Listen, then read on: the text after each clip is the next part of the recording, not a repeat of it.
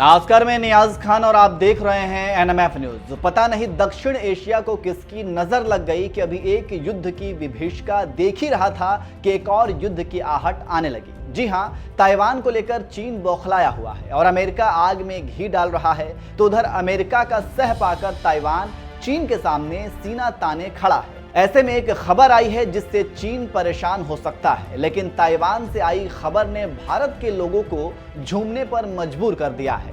ताइवानी विदेश मंत्रालय ने कहा कि वह दोस्त देशों के साथ घनिष्ठ समन्वय बनाए रखते हुए अपनी आत्मरक्षा क्षमताओं को बढ़ाना जारी रखेगा।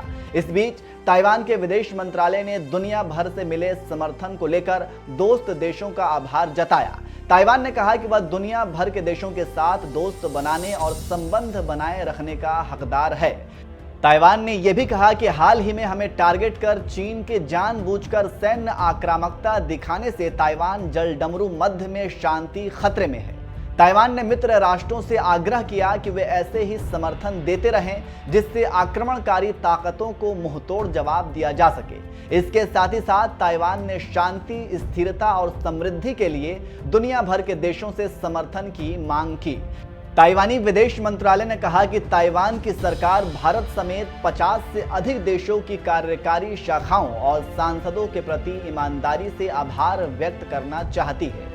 इन्होंने सभी पक्षों में संयम बरतने, तनाव कम करने, क्षेत्र में शांति और स्थिरता बनाए रखने के लिए आह्वान किया है। ट्वीट में आगे लिखा कि ताइवान की सरकार अमेरिका, जापान और भारत समेत अन्य समान विचारधारा वाले देशों के साथ घनिष्ठ संचार और समन्वय बनाए रखना चाहते हैं। इसके साथ ही साथ अपनी आत्मरक्षा क्षमताओं को बढ़ाना जारी रखेगी ताकि संयुक्त रूप से नियम आधारित अंतर्राष्ट्रीय व्यवस्था को संरक्षित किया जा सके और पूरे ताइवान में सुरक्षा व्यवस्था बनाई रखी जा सके।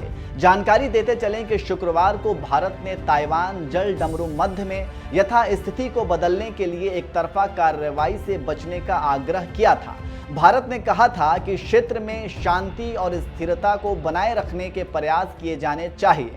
भारतीय विदेश मंत्रालय के प्रवक्ता अरिंदम बागची ने एक ब्रीफिंग के दौरान कहा कि कई अन्य देशों की तरह भारत भी हाल के घटनाक्रमों से चिंतित है। इससे आप समझ सकते हैं कि क्यों ताइवान ने भारत को थैंक यू कहा है और क्यों।